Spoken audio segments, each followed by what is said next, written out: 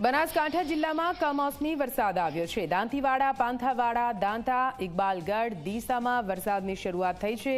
વહેલી સવારથી જિલ્લાના અનેક ભાગમાં ધુમ્મસભર્યું વાતાવરણ જોવા મળી રહ્યું છે। ખેતરના ઊભા પાકને માવઠાના કારણે નુકસાન થઈ શકે। એરંડા, બટાટા, જીરું, ઈસબગુલ, ઘઉં સહિતના પાકને નુકસાનની ભીતિ છે।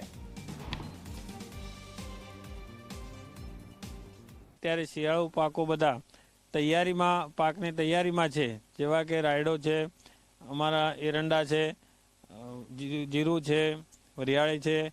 આ બધા પાકોમાં જો અત્યારે વરસાદ થાય તો ગયા વર્ષે પણ એરંડા જમીનદોસ્ત થઈ ગયા હતા અને ખેડૂતોને કશું મળવાપાત્ર નહોતું રહ્યું। ઘઉંમાં પણ ખૂબ મોટું નુકસાન થાય તેવી પરિસ્થિતિ છે।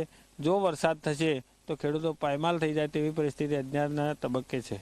એટલે આ ધુમ્મસભર્યું વાતાવરણ છે એ રોગ લાવવા માટે સક્રિય હોય છે અને અત્યારે રાયડામાં મોલાની પણ શક્યતાઓ છે, વરિયાળીમાં પણ મોલાની શક્યતાઓ છે અને અત્યારથી મોલો આવે તો કશું જ પાક થાય ના। હવામાન વિભાગની આગાહી મુજબ બનાસકાંઠા જિલ્લાના અનેક વિસ્તારોની અંદર વહેલી સવારથી જ વાતાવરણમાં પલટો આવ્યો છે। આપ જોઈ રહ્યા છો અત્યારે અમે ખેતરમાં છીએ અને જે રીતે હવામાન વિભાગની આગાહી મુજબ જિલ્લાના અનેક વિસ્તારોની અંદર મોડી રાતે કમોસમી વરસાદી ઝાપટા પડ્યા હતા। તો આજે વહેલી સવારથી જ ધુમ્મસભર્યું વાતાવરણ છે તે વાતાવરણ જોવા મળી રહ્યું છે।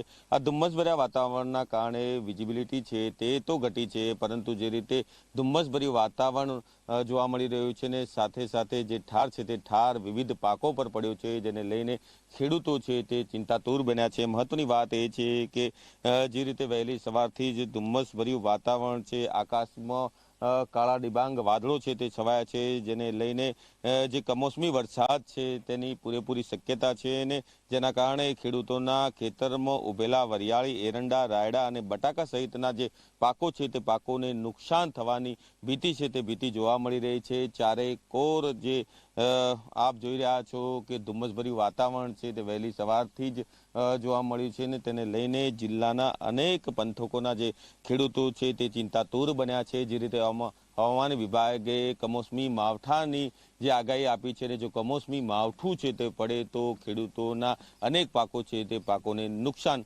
પહોંચી શકે છે। અલ્કેશ રાવ, જી મીડિયા, બનાસકાંઠા।